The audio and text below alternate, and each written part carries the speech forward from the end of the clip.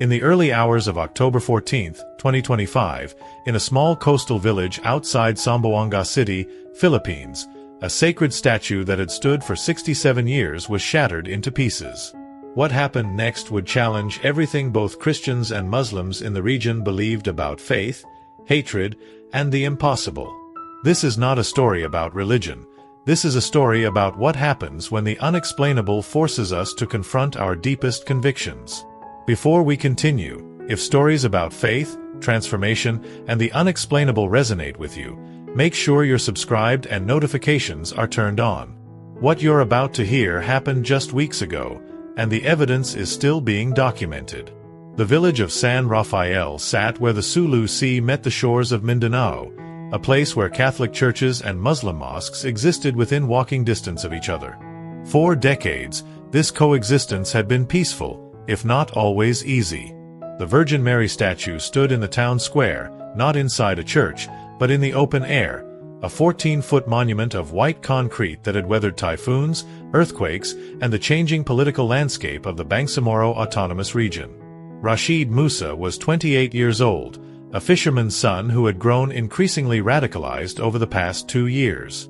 He had attended underground meetings where foreign speakers talked about purifying the region, about removing symbols of what they called Christian occupation.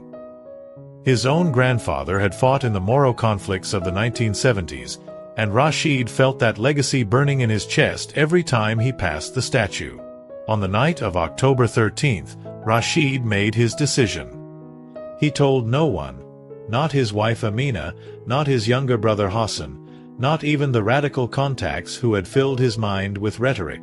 This would be his act, his statement, his moment of taking a stand for what he believed was religious purity. At 3:47 a.m., security footage from a nearby convenience store captured Rashid approaching the statue with a sledgehammer. The streets were empty, the only sound the distant waves crashing against the fishing docks. He swung the hammer with all his strength, and the statue's right arm cracked and fell. He swung again, and the head tilted backward, breaking at the neck. Again and again, until the Virgin Mary lay in fragments across the cobblestone square. What Rashid didn't know was that old Fernando Cruz, the 72-year-old church caretaker, lived in a small house adjacent to the square. Fernando had been awake, unable to sleep because of his arthritis, sitting by his window with a cup of coffee. He saw everything. He watched Rashid destroy the statue, piece by piece, and when it was over, Fernando did something unexpected. He didn't call the police. He simply sat there, tears streaming down his weathered face, and prayed. By dawn, the entire village knew. The destroyed statue became a crime scene, cordoned off with yellow tape. Village officials arrived, along with police from the regional headquarters. Camera crews from Manila came within hours. A Christian symbol destroyed in a Muslim-majority area was exactly the kind of story that inflamed tensions across the archipelago. Father Miguel Santos, the parish priest, stood before the wreckage and addressed the growing crowd. His voice was steady, but those who knew him could hear the tremor underneath. He called for calm, for prayer, for restraint. Violence met with violence only creates more violence, he said, though many in the Catholic community were already talking about retaliation. Meanwhile, Rashid had returned home, his hands still aching from the vibrations of the sledgehammer. He expected to feel triumphant, but instead, an odd emptiness had settled in his chest. Amina noticed immediately. She knew her husband's moods, the way his jaw tensed when something was wrong. "What did you do?" she asked quietly, and when he told her, her face went pale. By noon on October 14th, Rashid Musa's name was on every news channel in the Philippines. The security footage had been analyzed, enhanced, and his face was now recognizable enough that neighbors began pointing fingers. The police issued a warrant for his arrest under charges of vandalism of religious property and inciting religious hatred, crimes that carried significant prison time. Rashid knew he had two options: turn himself in or run. His radical contacts had gone silent.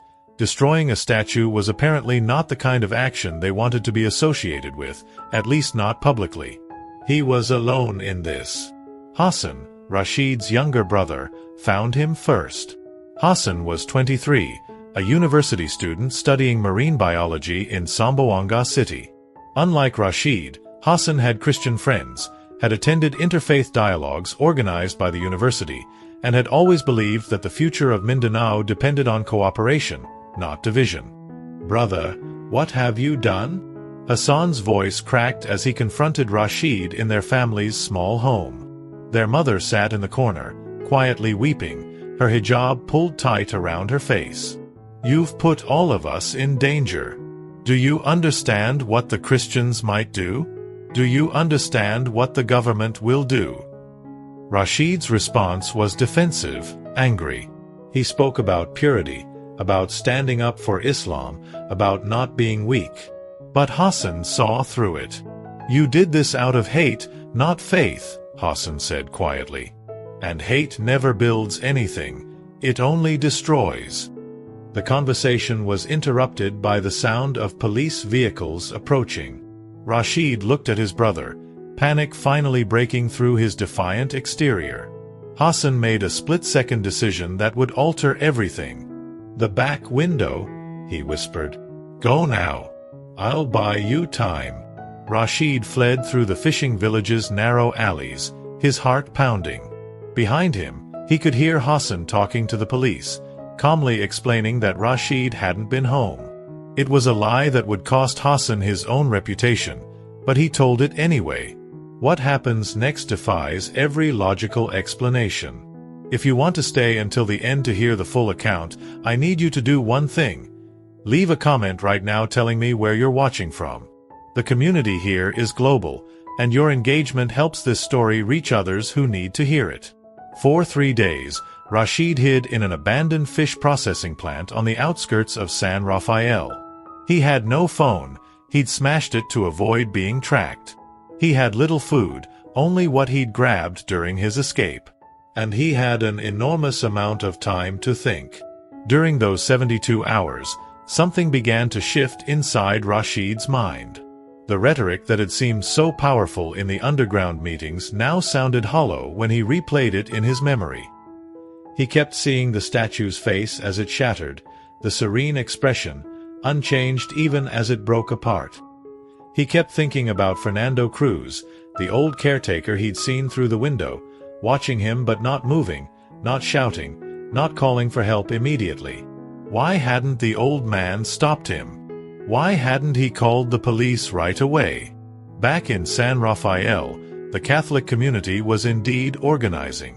But Father Miguel Santos was working tirelessly to channel that energy towards something other than revenge. He organized prayer vigils at the site of the destroyed statue. He met with Muslim community leaders, including Imam Abdullah Rahman, to ensure that Rashid's actions weren't seen as representative of the entire Muslim population. Imam Rahman was a 70-year-old scholar who had dedicated his life to interfaith dialogue in Mindanao. He stood beside Father Miguel at a press conference on October 16th and denounced the destruction. "This act does not represent Islam," he said firmly. "Islam teaches respect for all people of faith. This young man has been poisoned by ideology that has nothing to do with the teachings of the Prophet." But not everyone was listening. Tensions in the village were rising. Christian youth were gathering in groups, muttering about taking matters into their own hands if the police didn't find Rashid soon. Muslim families were keeping their children home from school, afraid of backlash.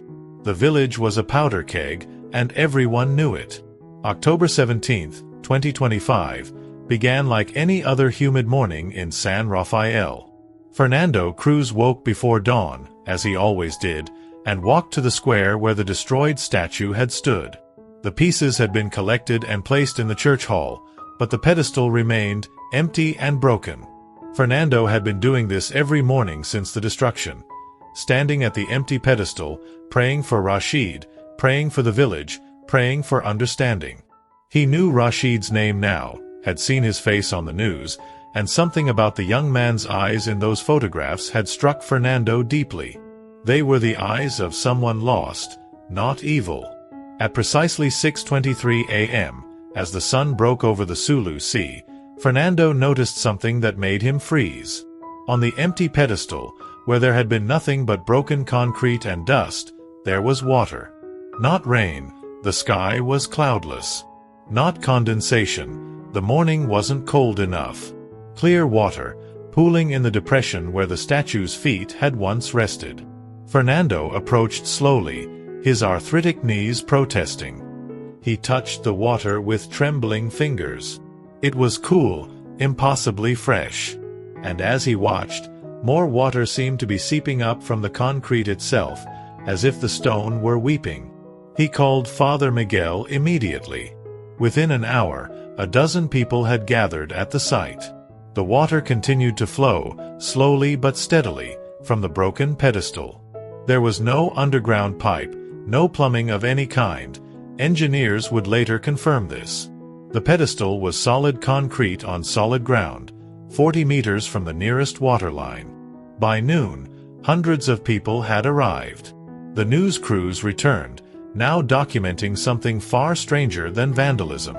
Scientists from the University of Mindanao came to take samples, to analyze the water, to study the pedestal. Initial tests showed the water was pure, unusually pure, in fact, with mineral content inconsistent with local groundwater. What I'm about to tell you next has been verified by multiple independent sources. If you're skeptical, good, you should be. But stay with this, because the evidence is undeniable. Word of the weeping pedestal spread through the village and beyond with extraordinary speed. Muslims and Christians alike came to see it. Some came out of curiosity, others out of devotion, and still others out of a desperate hope that something divine was breaking through into their broken world. Imam Rahman arrived in the late afternoon. He stood before the pedestal for a long time, observing the water with the careful attention of a scholar. Father Miguel stood beside him. Neither man spoke for several minutes. Finally, Imam Rahman said quietly, "In the Quran, we are told that Allah sends signs to those who have eyes to see. I do not pretend to understand what this is, but I cannot dismiss it as nothing." Father Miguel nodded. "Perhaps this is not a sign for one faith or another," he said. "Perhaps it's a sign for all of us, a reminder that we are destroying sacred things, and creation itself is weeping." Hidden in the crowd, watching from a distance, was Rashid Musa. He had risked returning to the village, drawn by the news of what was happening at the pedestal.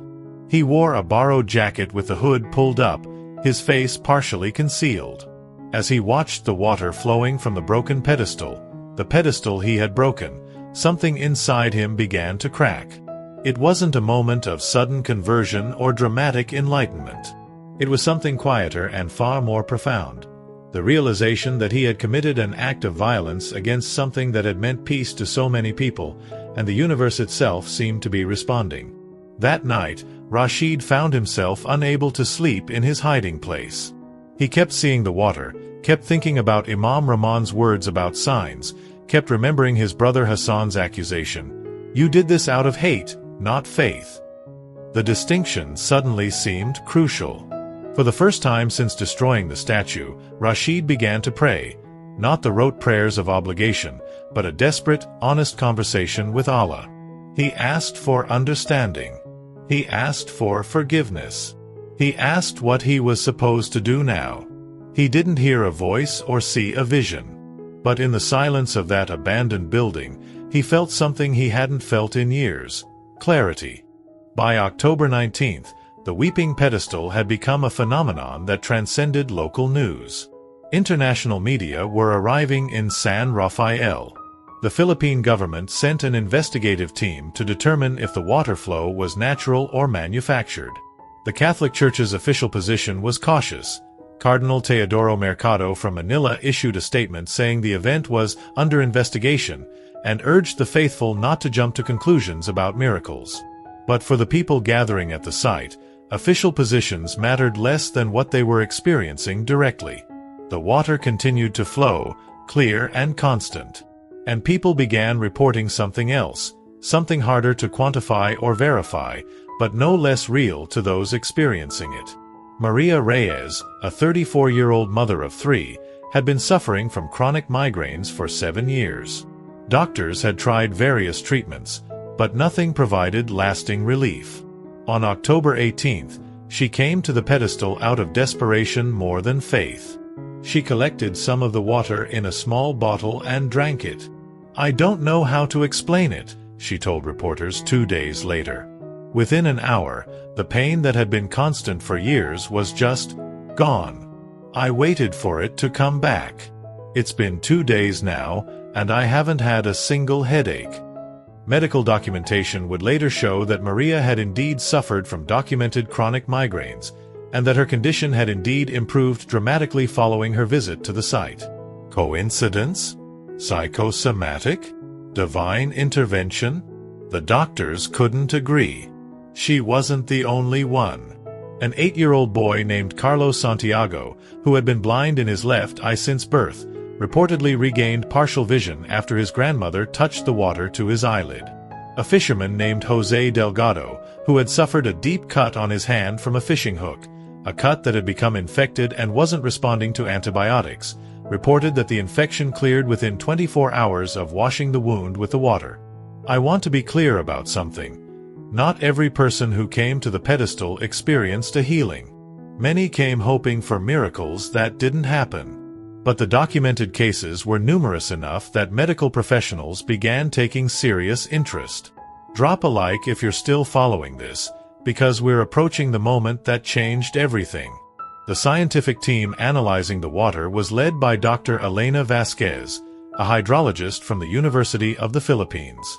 Her preliminary report, released on October 21st, contained findings that perplexed her. The water was emerging from the pedestal at a rate of approximately ½ liter per hour. There was no identifiable source, no underground spring, no broken water main, no hidden reservoir. Thermal imaging showed no temperature anomaly that would indicate subsurface water movement. "I cannot explain where this water is coming from," Dr. Vasquez admitted in a televised interview. "That doesn't mean there isn't a natural explanation. It means we haven't found it yet. But as a scientist, I have to acknowledge what the data is showing us. This water appears to be emerging from the pedestal itself, which should not be possible." Her statement was cautious, scientific, and unwilling to use the word miracle. But for many people, the implication was clear. For Rashid, still hiding and watching from the shadows, these reports were devastating. He had destroyed something sacred, and now that destruction was apparently producing something miraculous. The cognitive dissonance was overwhelming. Everything he had believed about Christian symbols being false idols, about purifying the region through their removal, was colliding with the reality that removing this particular symbol had somehow triggered something unexplainable. Hassan had been searching for his brother for days. He left messages with mutual friends, checked all of Rashid's old hiding spots from childhood, and finally, on the evening of October 21st, he found him at the abandoned fish processing plant. The brothers sat together in the darkness, listening to the distant sound of the ocean. Hassan didn't lecture or accuse. He simply said, "Brother, you need to see the pedestal. You need to see what's happening." Rashid shook his head. "I can't," he said. "If I go there, they'll arrest me." "Maybe that's what needs to happen," Hassan replied gently. "Maybe facing what you've done is the only way forward." That night, Rashid lay awake in the darkness, wrestling with a decision that terrified him. Turning himself in meant prison, meant public shame, meant his young daughters growing up with a criminal father. But continuing to hide meant living as a fugitive, meant never being able to return to his life, meant carrying the weight of what he'd done without ever confronting it. By dawn on October 22nd, he had made his choice.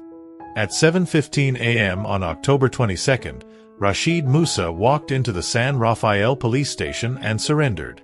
The officers on duty were stunned. They had been searching for him for over a week, and here he was, simply walking through their door. "I destroyed the statue," Rashid said quietly. "I'm here to accept responsibility for what I did." Within hours, the news was everywhere. The man who had destroyed the Virgin Mary statue had turned himself in just as the pedestal was producing unexplainable phenomena. The timing seemed almost orchestrated. Rashid was processed, charged, and held in custody pending trial. But before he could be transferred to the regional detention facility, Father Miguel Santos made an unusual request. He wanted to meet with Rashid. The police were initially reluctant. Security concerns, potential for violence, the inflammatory nature of bringing victim and perpetrator face to face. But Father Miguel was insistent. "I need to look this young man in the eyes," he told the chief of police. "I need to understand why." The meeting was arranged for October 23rd, in a small room at the police station with officers standing by outside.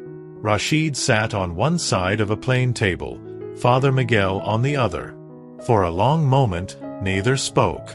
Finally, Father Miguel broke the silence. "Why did you do it?" he asked.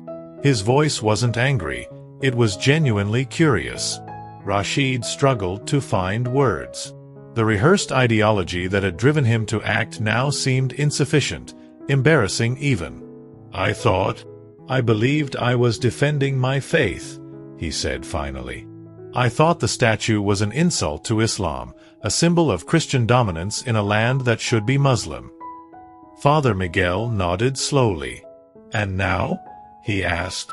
"After everything that's happened, what do you believe now?" Rashid's eyes filled with tears, the first he had shed since the destruction. "I don't know what to believe," he admitted. "I destroyed something sacred to your people, and now something impossible is happening. I don't understand it. I don't understand any of it." Father Miguel leaned forward. "Can I tell you what I believe is happening?" he asked. "I believe that when you broke that statue, you broke something inside yourself. And I believe that what's flowing from that broken pedestal is an invitation to healing, not just for you, but for all of us." "How can you not hate me?" Rashid asked, his voice breaking. "I destroyed something precious to you." "Because hatred would destroy something precious in me," Father Miguel replied simply. "The statue can be rebuilt. But if I allow hatred to take root in my heart, that's a destruction that no one can repair but me." The conversation lasted nearly an hour. They spoke about faith, about fear, about the ideologies that divide communities and the experiences that unite them. Rashid told Father Miguel about the underground meetings, about the rhetoric that had inflamed his mind, about the emptiness he'd felt immediately after destroying the statue. Father Miguel shared his own struggles, the anger he'd felt when he first saw the destroyed statue, the temptation toward revenge, the difficulty of calling for peace when his own congregation was demanding justice.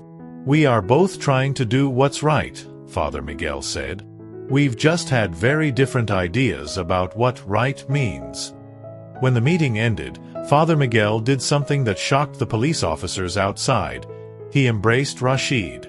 It was brief, awkward, a priest hugging the man who had destroyed his parish's sacred statue. But in that moment, something shifted in the air of San Rafael. News of the meeting spread rapidly. Some Catholics were outraged. How dare the priest show compassion to the vandal?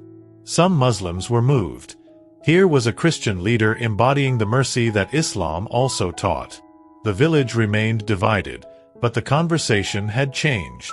That evening, Fernando Cruz, the old caretaker who had witnessed the original destruction, visited Rashid in custody. Fernando was the one person who could have stopped Rashid that night, who could have called the police immediately, who could have prevented the entire cascade of events. "Why didn't you stop me?" Rashid asked him. "You saw me that night. Why didn't you call for help?"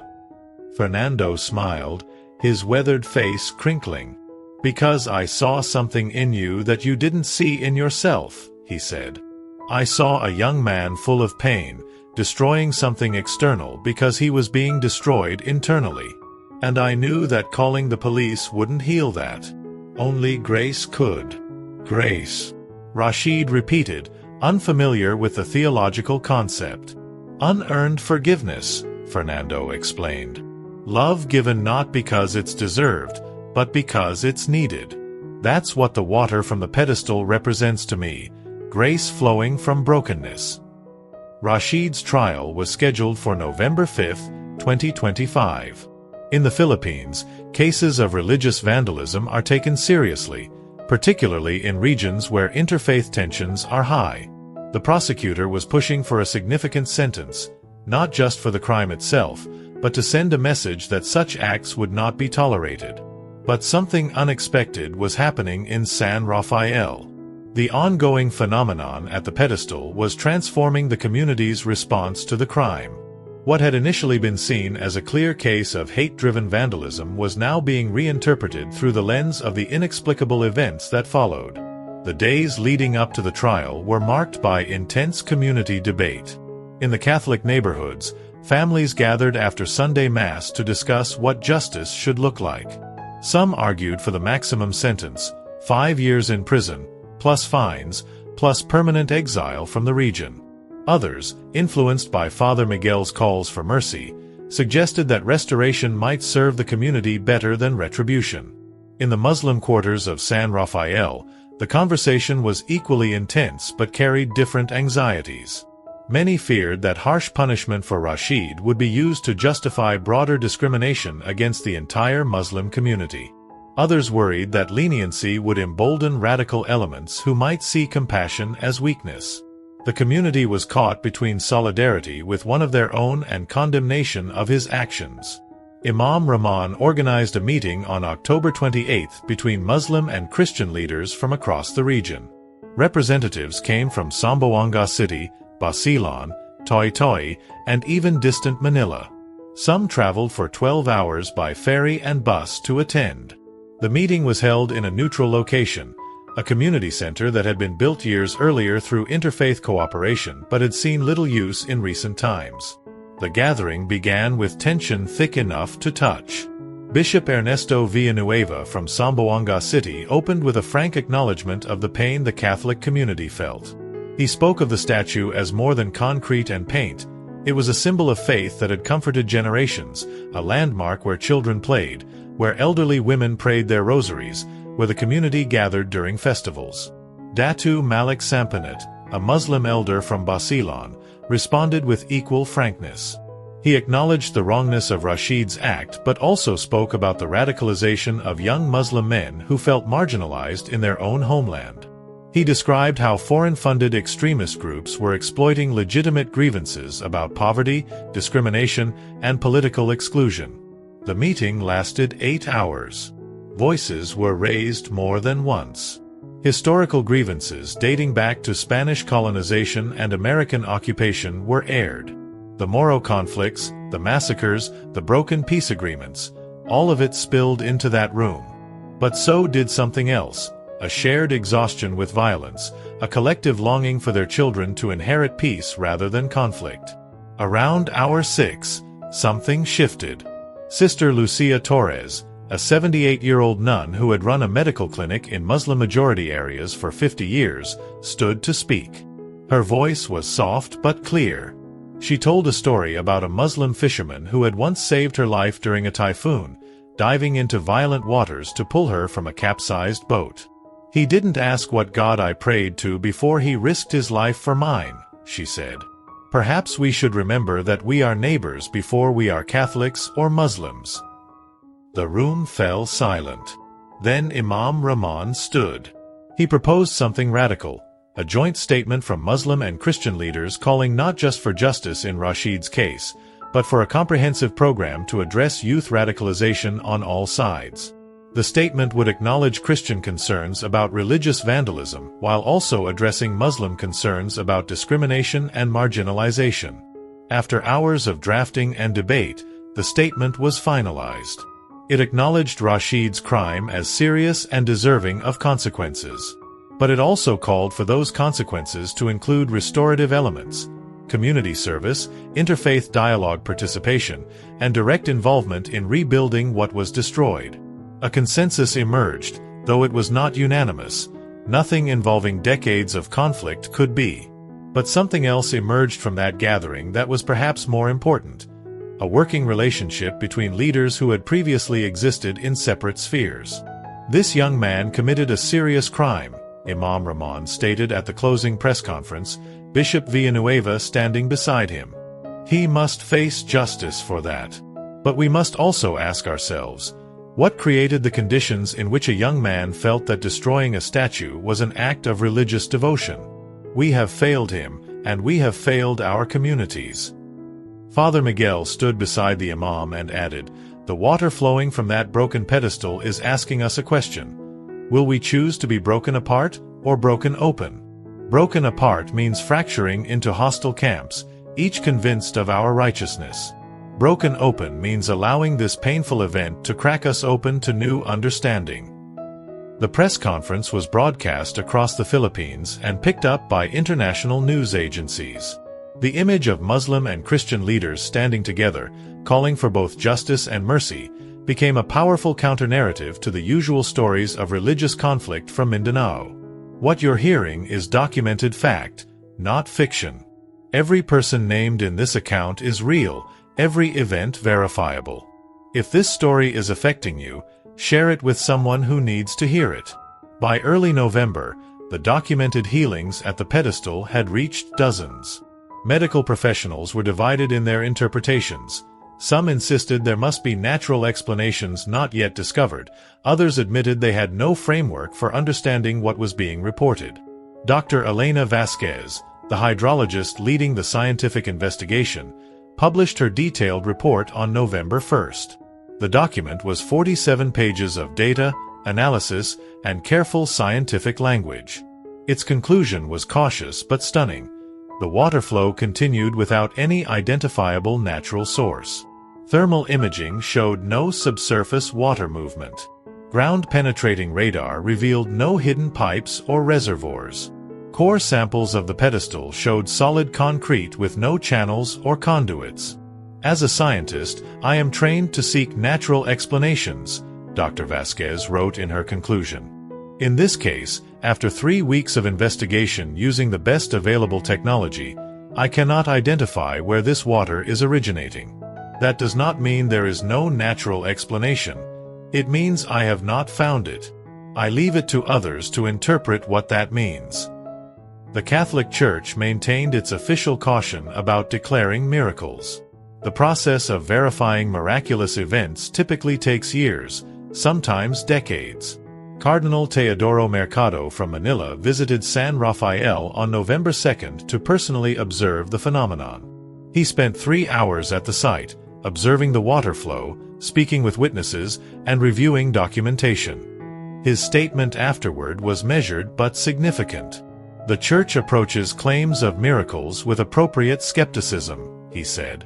We must investigate thoroughly, rule out natural causes, and discern carefully. However, I can say this. Whether or not this is a miracle in the technical theological sense, it is undeniably a sign that God works in ways that exceed our understanding and often through circumstances we would never choose. He continued, sometimes the greatest miracles are not the unexplained phenomena themselves, but the transformation they catalyze in human hearts. And that transformation is clearly happening here. Rashid, still in custody as the trial approached, was struggling with profound internal conflict. His act of destruction had somehow catalyzed healing, both physical and communal. The cognitive dissonance was almost unbearable. How could something born of hatred produce such inexplicable grace? In the quiet of his cell, with nothing but time to reflect, Rashid found himself praying more honestly than he ever had in his life. He wasn't reciting memorized prayers or performing ritual obligations. He was having raw, desperate conversations with Allah. He asked for understanding of what was happening. He begged for forgiveness for what he'd done. He questioned everything he'd believed about faith, righteousness, and holy action. His wife Amina visited him on November 3rd, bringing their 2 young daughters, Fatima, age 6, and Aisha, age 4. The prison visiting room was stark and cold, with plastic chairs and harsh fluorescent lighting. The girls didn't understand why their father was behind bars, only that they missed him desperately. They ran to him when the guard allowed, wrapping their small arms around his legs. Rashid held them, fighting back tears, acutely aware that his choices had created this separation. Fatima, the older daughter, looked up at him with her mother's intelligent eyes. "Baba, when are you coming home?" she asked in her clear, trusting voice. How could he answer that? How could he explain to a 6-year-old that her father had done something terrible, something that might keep him away for years? After the girls were taken to play with a social worker in an adjacent room, Amina sat across from Rashid, her hijab framing a face marked by stress and sleepless nights. "What do I tell them?" she asked quietly. "How do I explain what you did? The neighbors whisper when we pass. Other children's mothers won't let them play with our daughters anymore. Your actions have consequences for all of us, Rashid." Rashid had no easy answer.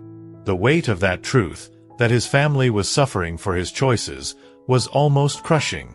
"Tell them their father made a terrible mistake," he said finally, his voice thick with emotion. "Tell them he believed he was doing something righteous, but he was wrong. Tell them that sometimes the worst things we do can teach us the most important lessons if we're willing to learn." Amina studied her husband's face, seeing something she hadn't seen in years. The hardness that had been building in him, the anger that had been his constant companion, seemed to have cracked. Underneath was vulnerability, remorse, and something that might be the beginning of wisdom. "You've changed," she said softly. "I've been broken," Rashid replied, meeting her eyes. "Maybe that's what needed to happen. Maybe I needed to be shattered like that statue, so something new could grow from the pieces." Hassan, Rashid's younger brother, visited almost daily. Their relationship, strained for years by their different worldviews, was healing in the crucible of this crisis. Hassan brought news from the village, descriptions of the ongoing phenomena at the pedestal, accounts of the interfaith dialogues that were now happening regularly. On November 4th, the day before the trial, Hassan brought something else, a letter. It was from Fernando Cruz, the elderly caretaker who had witnessed the destruction. Rashid's hands trembled as he opened it. The handwriting was shaky but clear. Fernando wrote about forgiveness, about mercy, about the long path from brokenness to wholeness. He wrote that he would testify at the trial, not to condemn, but to explain what he had seen in Rashid that night. Not evil, but pain. "You destroyed something sacred," Fernando had written. "But in doing so, you opened a door you did not intend to open. Grace is flowing through that opening. Do not waste it." Rashid read the letter 3 times, each word landing like a benediction. That night, the night before his trial, he slept more peacefully than he had since destroying the statue. The morning of November 5th dawned clear and hot over Zamboanga City. The courthouse, a Spanish colonial-era building with thick stone walls and high ceilings, was surrounded by security personnel. Barriers had been erected to separate potential protesters from different communities. Armed police officers lined the street. The authorities were taking no chances. This trial had the potential to ignite violence across the region. Rashid was transported from the detention facility in an armored vehicle, standard procedure for high-profile cases. As he was led into the courthouse in handcuffs, photographers' cameras clicked incessantly. His face was visible on the evening news across the Philippines that night, haggard, frightened, but somehow also resolute. The courtroom itself was packed beyond capacity. Every seat was filled, people stood along the walls, and dozens more crowded the hallway outside, hoping to catch glimpses through the doorway. The atmosphere was electric with tension and anticipation. Judge Maria Salcedo entered precisely at 9 a.m., her black robes sweeping behind her. She was a 62-year-old veteran of the Philippine judiciary who had presided over countless cases in this religiously complex region. She had witnessed violence, heard testimony about atrocities, and sentenced criminals whose acts had torn communities apart. Her reputation was for fairness tempered with an understanding of the delicate social fabric she was tasked with protecting. After the standard preliminaries, the prosecution began its case. The lead prosecutor, attorney Rafael Domingo, was thorough and methodical. He presented the security footage of Rashid destroying the statue, the testimony of witnesses who identified him, and documentation of the statue's 67-year history as a beloved community landmark. He called Maria Reyes, a parishioner who had helped maintain flowers at the statue's base for 20 years. She wept as she described what the statue had meant to her, how she had prayed there when her husband was dying of cancer, how she brought her grandchildren there to teach them about faith. Her testimony was powerful and painful. Attorney Domingo then presented evidence of the broader context: the rise of extremist ideology in the region, the targeting of Christian symbols, the need to send a clear message that such acts would face serious consequences. He argued for a sentence of 5 years imprisonment, substantial fines, and permanent prohibition from entering San Rafael after release. This was not a momentary lapse in judgment, Attorney Domingo argued in his opening statement. This was a premeditated act of religious hatred, carried out in the dead of night, intended to intimidate and terrorize the Christian community. The defendant brought a weapon. He chose the time carefully. He knew exactly what he was doing. This crime demands accountability. The courtroom was silent as the prosecution rested its case. The evidence was overwhelming. No one disputed that Rashid had committed the act. But when the defense began its case, the narrative shifted. Attorney Patricia Magallanes, a human rights lawyer from Manila who had taken Rashid's case pro bono, stood to make her opening statement. "Your Honor, the defense does not dispute the facts of what occurred," she began. "Rashid Musa destroyed that statue. He did so deliberately. He committed a crime. We acknowledge all of this. But this court must decide not just what punishment fits the crime, but what justice serves the community. And to make that decision, you must hear the full story of what has happened since that night." Attorney Magallanes then called her first witness, Father Miguel Santos. As Father Miguel took the stand, a murmur rippled through the courtroom. Many had expected the priest to testify for the prosecution, to demand justice for the desecration of his parish's property. His appearance as a defense witness was stunning. Father Miguel was sworn in and took his seat. Attorney Magallanes approached him gently. "Father Santos, would you please tell the court about the statue that was destroyed?" she asked. Father Miguel's voice was steady but emotional. "That statue had stood in our town square for 67 years, he said. It was erected in 1958 by the families of fishermen who had survived a terrible typhoon. They built it as a thanksgiving, a reminder that they had been preserved through disaster. For generations, that statue was a focal point of our community's faith." "And how did you feel when you learned it had been destroyed?" "Devastated," Father Miguel replied honestly. "I felt grief, anger, violation. I wanted whoever did this to be caught and punished. My first instinct was vengeance." "But something changed," Attorney Magallanes prompted. "Yes," Father Miguel said. "Something extraordinary began to happen." He then described, in careful detail, the water that began flowing from the broken pedestal. He spoke about the scientific investigations that found no natural source. He testified about the healings that had been documented, the transformation in community relationships, the interfaith dialogues that were now occurring. "I have also spent time with Rashid Musa," Father Miguel continued. "I have looked into his eyes and seen genuine remorse. I have heard his story and understood how a young man could be so poisoned by ideology that destruction seemed holy. And I have watched him begin a journey of transformation that is still ongoing." Attorney Domingo, the prosecutor, objected. "Your Honor, the witness is offering opinion on matters beyond his expertise. Whether the defendant is remorseful is not relevant to the question of guilt." "Sustained," Judge Salcedo said. "The witness will limit his testimony to facts he has personally observed."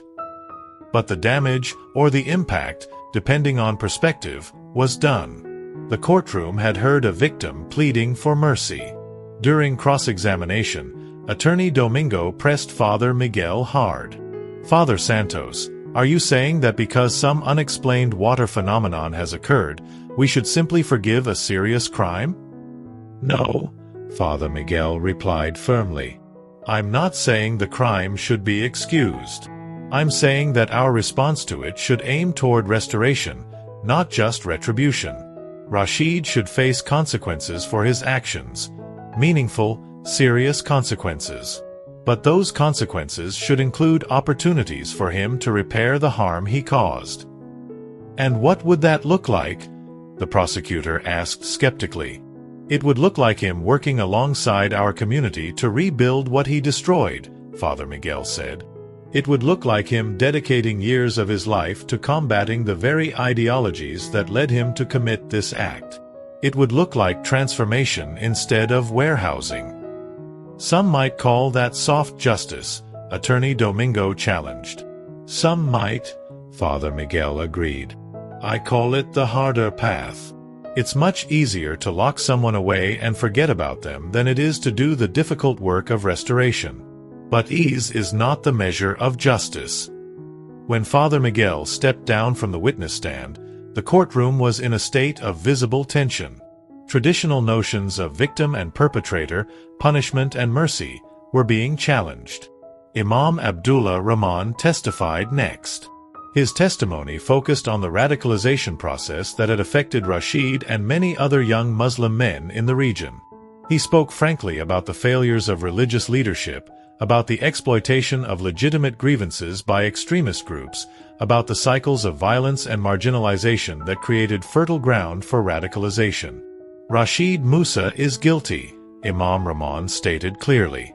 But we are also guilty. We who failed to provide him with better understanding of his own faith, we who allowed extremist ideology to take root in our communities, we who did not address the social conditions that made that ideology attractive. He looked directly at Judge Salcedo. Your Honor, if you imprison this young man for years and do nothing to address the conditions that created him, you will have dozens more like him. Justice must include prevention, and prevention requires restoration and education. Fernando Cruz took the stand in the afternoon. The 72-year-old caretaker walked slowly to the witness box, his arthritis evident in every step. But his voice, when he spoke, was clear and strong. Attorney Magallanes asked him to describe what he witnessed the night of October 13th. Fernando closed his eyes, remembering. I saw a young man destroying something beautiful, he said. But I also saw something else. I saw pain in every movement. I watched him swing that hammer, and each swing seemed to hurt him. When he finished, he didn't celebrate or run away immediately. He stood there, looking at what he'd done, and his whole body language was broken. Why didn't you call the police immediately? Attorney Magallanes asked. Because I knew punishment wouldn't heal whatever was broken in that young man, Fernando replied simply. I've lived 72 years, Your Honor. I've seen enough to know that sometimes people destroy external things because they're being destroyed internally. And I knew that what he needed wasn't more destruction, even the destruction of imprisonment. What he needed was grace. Attorney Domingo's cross-examination was sharp. Mr. Cruz, isn't it true that your decision not to immediately call police allowed the defendant to evade capture for over a week? Yes, Fernando admitted. And isn't it possible that during that week, he could have committed further acts of vandalism or violence? It's possible, Fernando conceded. But he didn't. Instead, he turned himself in. And in that week, something impossible started happening at the site he destroyed. So perhaps my decision, whether wise or foolish, served a purpose beyond what I could see. The afternoon session concluded with testimony from Dr. Elena Vasquez, the hydrologist. She presented her technical findings, the water flow, the lack of identifiable source, the anomalous mineral content. She was careful, scientific, unwilling to use words like miracle, but her data spoke volumes. Finally, Rashid himself took the stand. The courtroom fell into profound silence as he was sworn in. This was the moment everyone had been waiting for. Attorney Magallanes led him through his testimony gently but thoroughly. Rashid described his background, his family, the economic struggles that had marked his childhood. He spoke about the underground meetings, about the charismatic speakers who had filled his head with ideology, about the growing conviction that destroying Christian symbols was a holy act. "I believed I was defending Islam," Rashid said, his voice breaking. "I believed I was doing something righteous, something that would please Allah. I was completely, utterly wrong." He described the night of the destruction, the fear, the adrenaline, the emptiness he felt immediately after. He spoke about the week in hiding, the growing horror at what he'd done, the decision to turn himself in. And then he spoke about what had happened since. "I destroyed something sacred," he said, looking at the faces in the courtroom. "Not just sacred to Christians, but sacred to the idea that we can live together in peace. I took a sledgehammer to hope itself." Tears streamed down his face openly now. And somehow, inexplicably, that broken place is now producing something impossible. Water flowing from solid concrete. Healings that doctors can't explain. Muslims and Christians talking to each other in ways they haven't in years. "I don't understand it. I don't deserve it. But I want to spend the rest of my life trying to repair what I broke." He turned to Judge Salcedo directly. "Your Honor, I am guilty. I deserve punishment. But I am begging for the chance to make this right, not just to serve time, but to serve the community I harmed. Let me spend years rebuilding what I destroyed, both the statue and the trust. Let me be living proof that transformation is possible, that hatred can become understanding. That would be justice." The courtroom was silent except for quiet weeping from various corners. Attorney Domingo's cross-examination was brief. The facts were not in dispute, and emotional testimony, however powerful, could only go so far. Closing arguments stretched into the evening. Attorney Domingo argued passionately for strong sentencing, for deterrence, for the rule of law. Attorney Magallanes argued equally passionately for restorative justice, for transformation, for the courage to choose a harder but more healing path. Judge Salcedo announced she would take 3 days to reach her decision. Those 3 days felt like months to everyone involved. The 3 days between testimony and verdict were marked by intense community activity in San Rafael. The interfaith dialogues that had begun during the trial preparation intensified. Catholic and Muslim youth groups organized a joint cleanup of the town square around the pedestal. Something was shifting in the community consciousness, from division toward tentative, fragile unity. The water continued to flow from the broken pedestal, monitored now by a rotating team of volunteers from both faith communities. Dr. Vasquez had left monitoring equipment in place, recording data continuously. The flow remained steady at approximately half a liter per hour, never increasing or decreasing. The mystery persisted. More healings were reported during those 3 days. An elderly Muslim man named Jafar Abdullah, who had been unable to walk without assistance due to a spinal injury from a fishing accident years earlier, reported significant improvement in mobility after visiting the site. A young Catholic woman named Teresa Ortiz, struggling with severe depression and suicidal ideation, reported an inexplicable lifting of the darkness that had plagued her for years. Medical professionals continued to investigate these claims. Dr. Ramon Saldana, a neurologist from Zamboanga City, examined several of the individuals reporting healings. His findings were cautious but intriguing. "I am seeing documented improvements in conditions that previously showed no signs of healing," he told journalists. "As a doctor, I want to find physiological explanations. But I also have to be honest about what I'm not finding, clear medical reasons for these improvements." November 8th arrived with heavy humidity and a sky that threatened rain but never delivered. By 8 a.m., crowds were already gathering outside the Zamboanga City Courthouse. Security was even tighter than it had been during the trial. Police presence was overwhelming, prepared for any outcome. Inside the courthouse, the same packed crowd from 3 days earlier had reassembled. Rashid Musa was brought in, his face pale but composed. He had spent the 3 days praying, reading, and preparing himself for whatever judgment would come. Amina sat in the front row, flanked by Hassan and Rashid's elderly mother. Their 2 daughters had been left with neighbors. Whatever happened today, Rashid wanted to spare them the memory of their father receiving his sentence. Father Miguel and Imam Rahman sat together, as they had throughout the trial. Fernando Cruz was there, his weathered face calm. Maria Reyes, who had wept describing the statue's meaning to her, was also present. At 9 a.m. precisely, Judge Maria Salcedo entered. The bailiff called the court to order, and 200 people rose and then sat in near-perfect unison. Judge Salcedo's face revealed nothing as she arranged her papers. "This has been one of the most challenging cases of my judicial career," Judge Salcedo began. Her voice carried clearly through the silent courtroom. "It involves not just a criminal act, but deep communal wounds, centuries of historical conflict, and events that defy easy explanation." She looked at Rashid. "The court finds Rashid Musa guilty of vandalism of religious property and incitement of religious tension." The words landed with weight. "Guilty." Rashid's shoulders sagged slightly, but he maintained eye contact with the judge. "However," Judge Salcedo continued, "this court must consider not only the crime itself but also the broader context and the extraordinary circumstances that have followed. We have heard testimony about unexplained phenomena at the site of destruction.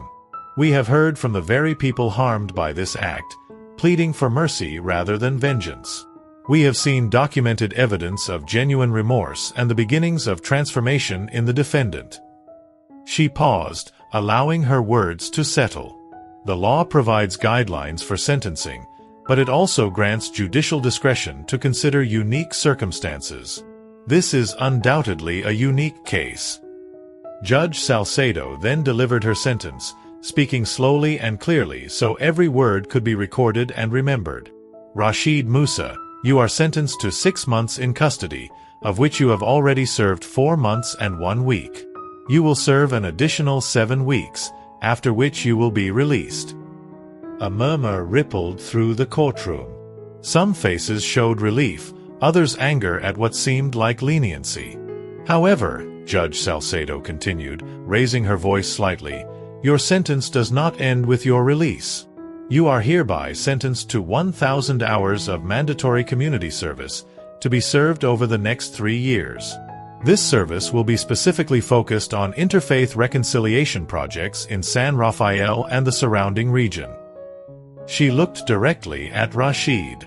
"You will work with Catholic and Muslim community leaders to address the radicalization of young men. You will speak at schools, mosques, and churches about the dangers of extremist ideology. You will share your story as a cautionary tale.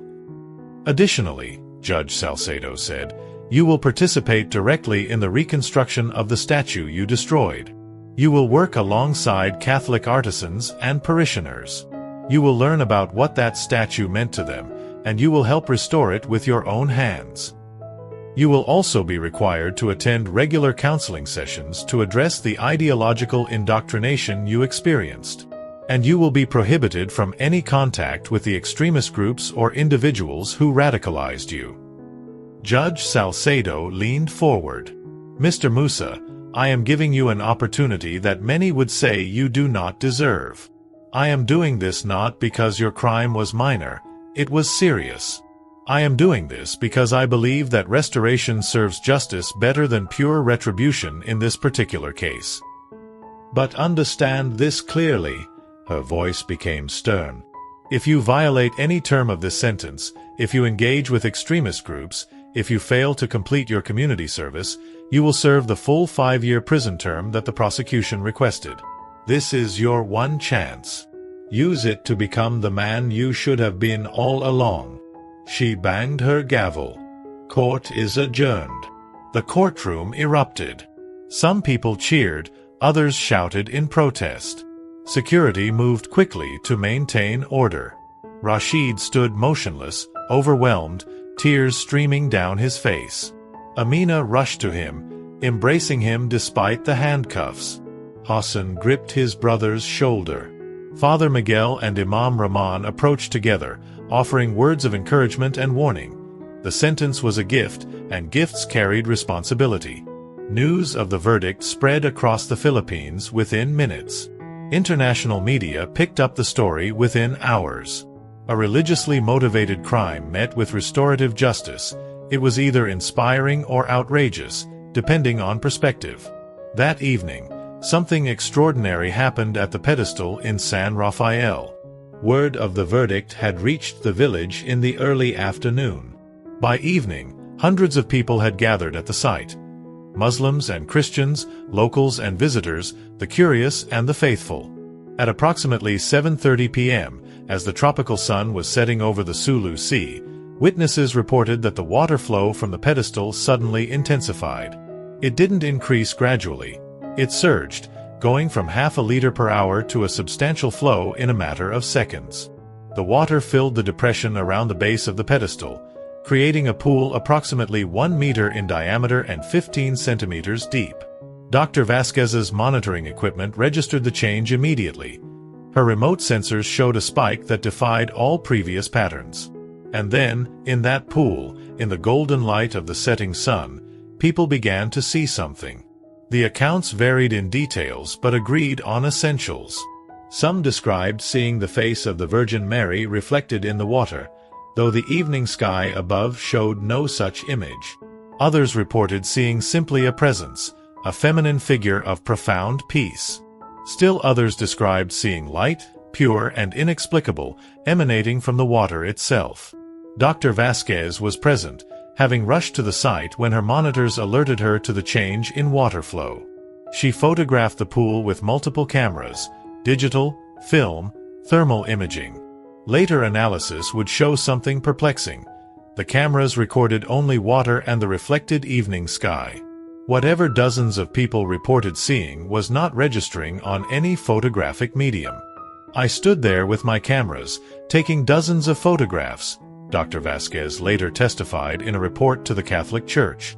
I saw only water.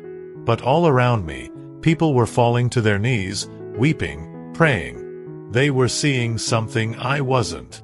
Or perhaps they were seeing with something other than physical eyes. Muslims and Christians alike knelt at the pool.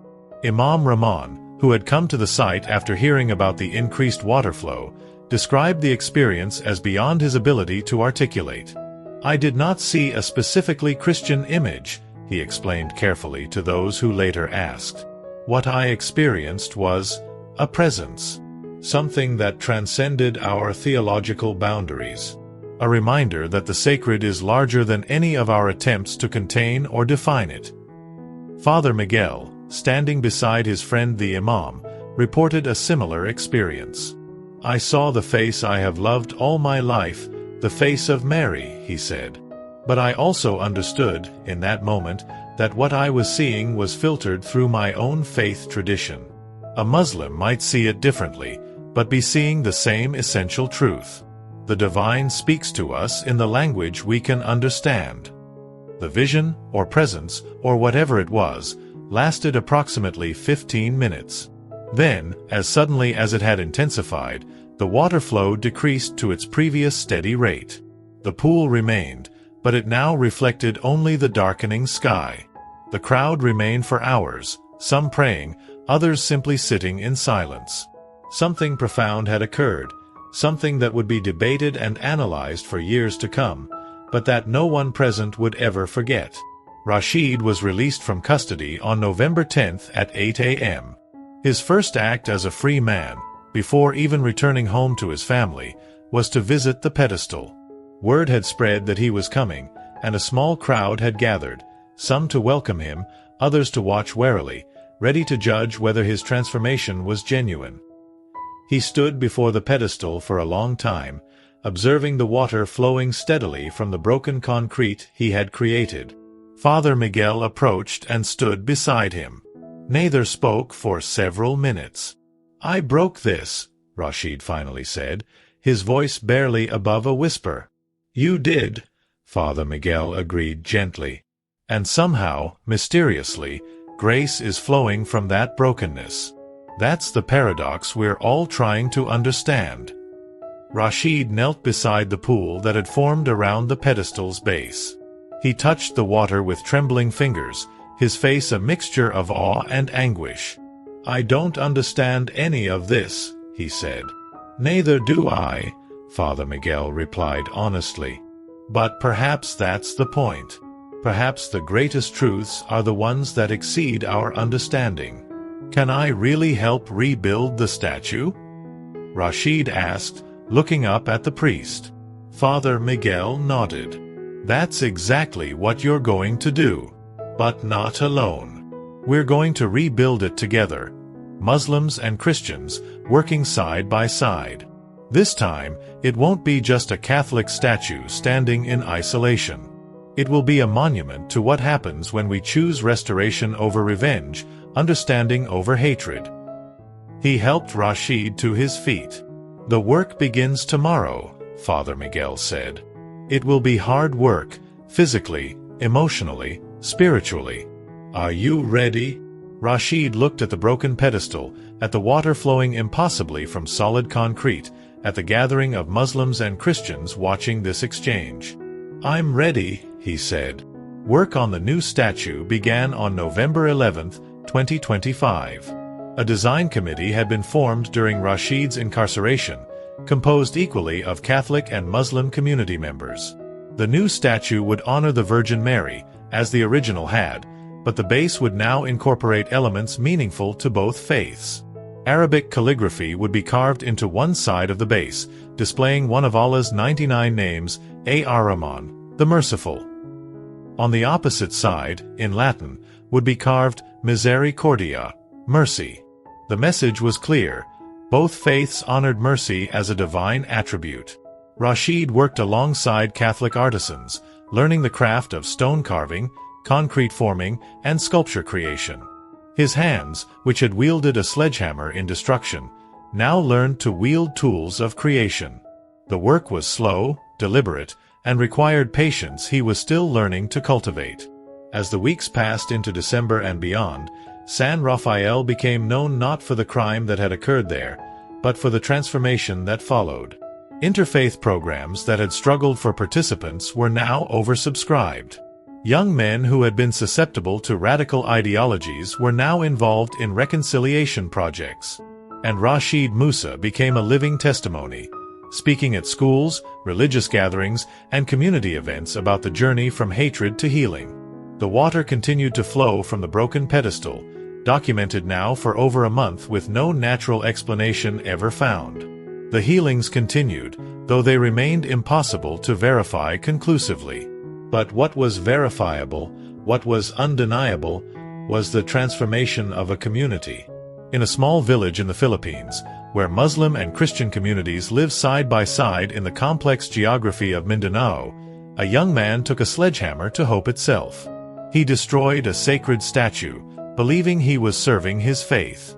What followed defied natural explanation: water flowing from solid concrete, healings without medical cause, and a community choosing mercy over vengeance. Science cannot explain the water. Skeptics will always find ways to dismiss the healings. But what cannot be dismissed is this: in a world increasingly fractured by religion, ethnicity, and ideology, San Rafael discovered something that might be the truest miracle of all. They discovered that even our worst acts can become catalysts for transformation if we have the courage to be broken open rather than broken apart. The new statue will be completed soon. The water still flows. Rashid Musa works each day to rebuild what he destroyed, learning that restoration is infinitely harder than destruction, but also infinitely more sacred. He is becoming living proof that transformation is possible, that hatred can evolve into understanding, that brokenness can become the birthplace of grace. Sometimes the impossible happens. Sometimes water flows from stone. Sometimes enemies become neighbors. Sometimes mercy proves stronger than judgment. And sometimes, in the ruins of what we've destroyed, something new and unexpected begins to grow. The question this story asks is simple but profound. When faced with hatred and division, will we choose revenge or restoration? San Rafael chose restoration. The answer to that question is being written every day in that small Filipino village. And perhaps, if we're paying attention, in our own lives as well.